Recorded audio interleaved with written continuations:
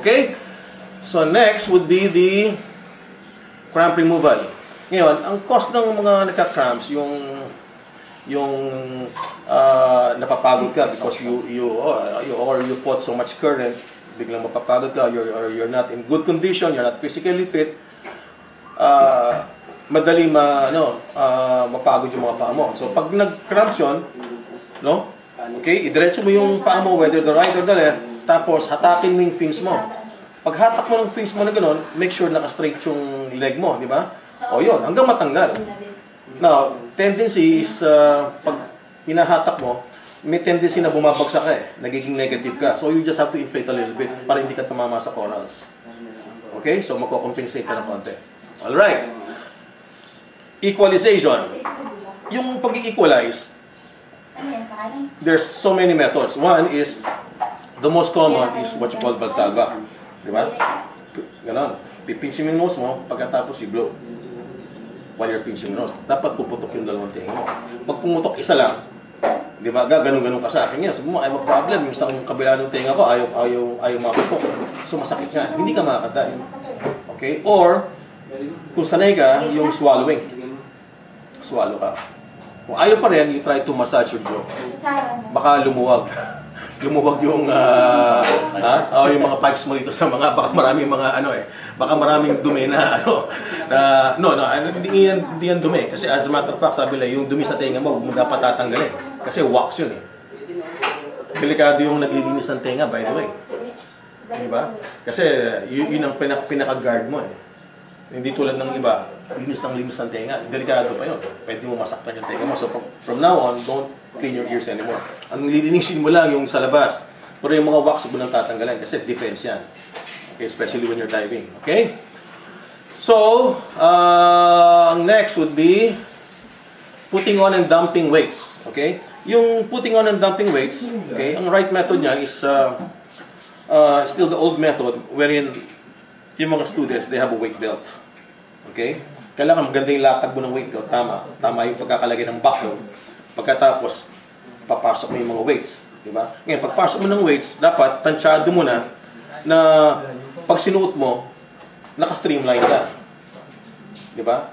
If you have 4 pounds here, you have 4 pounds on the other side. If you have 6 pounds here, 6 pounds here. Now, kung 12 pounds kung 12 pounds, pwede rin 4 on one side and 1 at the back. Basta kailangan streamline. Ngayon, kung 5 pounds, pwedeng 2 pounds dito, 2 pounds dito, 1 pound sa kabila. Basta importante naka-streamline. Hindi pwedeng mas mabigat yung isa. Like for example, yung right 4 pounds, yung isa 2. Di pag nagdag pa, di nakaganon ka. Ba't ka nakaganon yung palang tingga mo mas marami sa kanan. So everything should be streamlined properly. Okay? Tapos, when you dump it, okay, may technique yan. Hahatakin mo yung belt mo. Alright? And then, while the other arm is probably holding the boat. Kasi normally, ginagawa mo yan pag nasa boat ka diba? Para hindi ka mawala sa boat, diba? Nakahawak yung isang kaliwa mo sa stairs, and then you give your weight. You give your weight to the boatman, no? And make sure na tama, kasi kung mali, malalaglag. So kung malaglag man, tatama sa buckle. Bibigay mo ngayon doon. Okay? So, that's the same thing. If you want to dump it, for example, biglang all of a sudden you want to go up, nagbibigatan ka, you want to dump it in the water. Ganun din.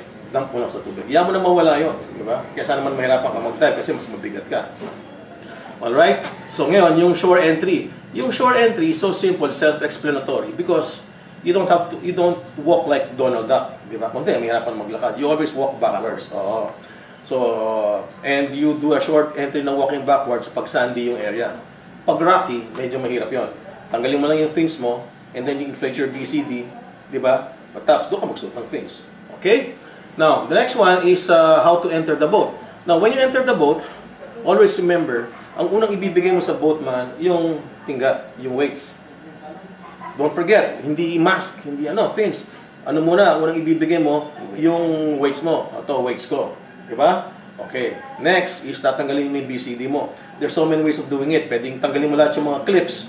Diba? In your case, you have 5 clips Or, kung gusto mo naman, parang jacket type, luluwagin mo lang isa, yung kamay mo ipapasok mo ng ganon para hindi ka na magtanggal ng maraming clips. So there's so many ways, depende kung saka comfortable.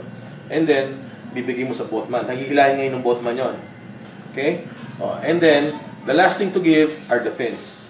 Never give your computer, neither your mask. O, yung mask mo, lagay mo lang sa neck mo. Kasi pwedeng mahulog yan.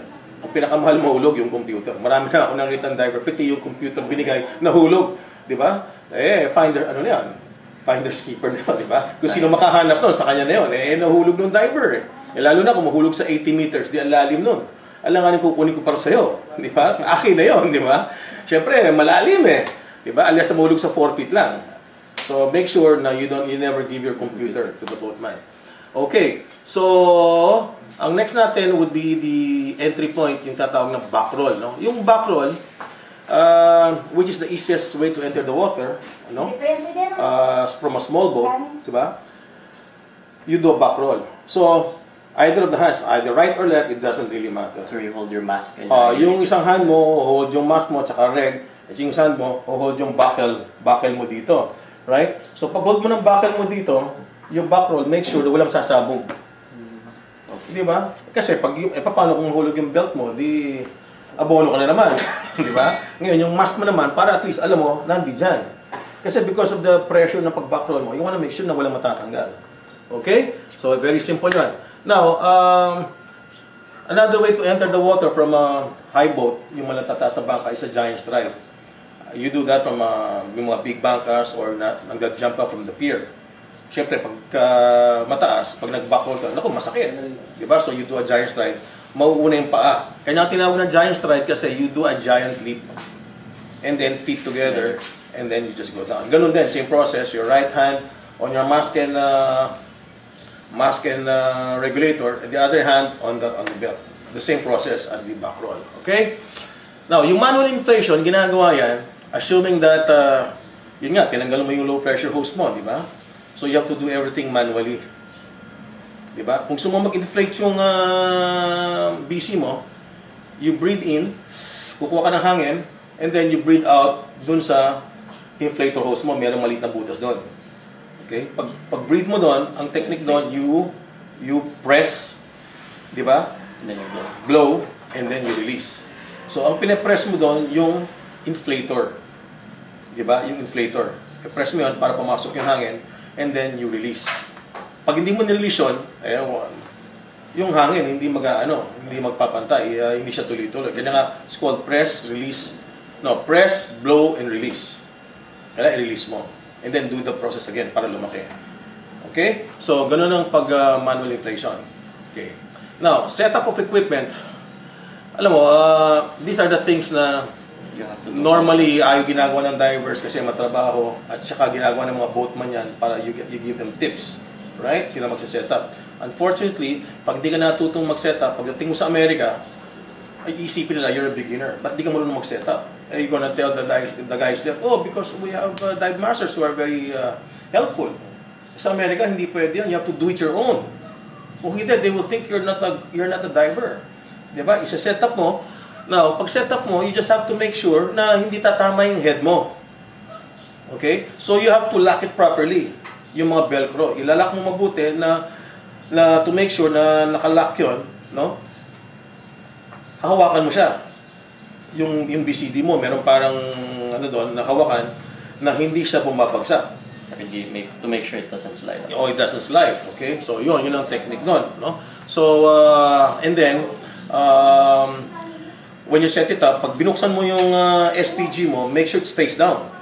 Kasi pag nagkaroon ng mechanical defect yun, it can blow in your face. So, gano'n. Oh, and then, I also told you na pag binuksan mo yung valve slowly, pagka pumasok na yung air from the low pressure hose, then pwede mo na itodo. Pagdating sa dulong-dulo, you have to turn 1/4. Kasi ayaw kasi nung valve na maigpit eh. I-turn mo lang ng 1/4 o 1/4. Pagdating, di ba, nahigpitan mo na, i-turn mo lang ng 1/4 para hindi siya sobrang higpit. Okay? So that's the way to set it up, and then make sure na yung equipment mo naka-streamline lahat. Di ba? Hindi nakadangle yung mga equipments mo, lahat naka-streamline. Kaya lahat may mga adapters kang ilalagay. Tulad ng octopus mo, meron kang parang necklace para hindi nagdadangle. Kung hindi, tatama sa coral yan. Tapos checkin mo lahat whether the air is good or not. If you think it's foul air, by the way of smelling it, mukhang mabaho tong hangin. Di ba? Huwag mo gagamitin kasi that can cause yung sasakit ng ulo mo. Okay? So minsan inaamoy mo yung hangin. Kung merong foul kasi kung merong masamang smell yon, ibig sabihin nun, malamang yung compressor man nagpump siya ng tanks na merong nagsisiga. O kaya merong tricycle sa harapan niya. Ang dami pumasok na So magiging foul air 'yon. So huwag mong gagamitin kundi magkakaroon ka ng problema sa head mo. You get dizzy. Okay? So disassemble equipment. So ito yung kabaliktaran. I-disassemble mo. So the first thing you have to do when you disassemble is you have to close the valve. And then you purge mo yung mga yung regulator mo, i-purge mo para to make sure walang air. Okay? So pag wala ng air yon, matatanggal mo na ngayon, di ba? Matatanggal mo na ngayon yung regulator mo kasi wala ng air. Okay? And then don't forget to return yung parang cover niya na black. Because pag hindi mo ni-return yon, okay, at nagkaroon ng tubig yun, it will penetrate your SPG, masisira. Abono ka na naman. Diba? That's why we're teaching you para hindi nasisira. You have to think na it is your own regulator. Okay? Dahil yun, delikado yun. Pag hindi mo na ibalik yun. Okay? Pag bumagsak sa dagat yun, pasok yun, sira yun. You have to make sure it's dry. Oo. Diba? Dry. Diba? I-pss na konti. Diba? Kung wala, use your own air. O kaya, i-wipe mo with a cloth to make sure it's dry. Okay? So, and then, ibabalik mo na. Okay? So, next would be the cleaning of equipment. Yan ang importante. Every time you finish your dive, you have to rinse your equipment with clean water. Fresh water. Pabalik-balik mo linalabahan yan. Yung linalabahan mo na walang sabon. Just clean water lang. Kasi tinatanggal mo lang lahat ng salt, dinidrain out mo. So you wanna make sure na ikutin mo siya mabuti, di ba? Ang technique niyan is lalagyan mo muna siya ng tubig. Lalagyan mo siya ng tubig muna from the faucet. Pag alam mo may tubig na siya, you have to blow manually. Yun yung sasabi kong blow manually, yung just like the manual inflation.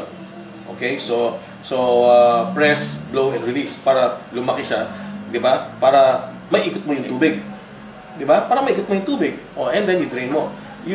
Most probably, you do the process 3 times, okay na yan.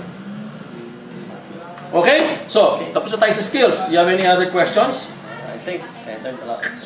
Sige, good luck!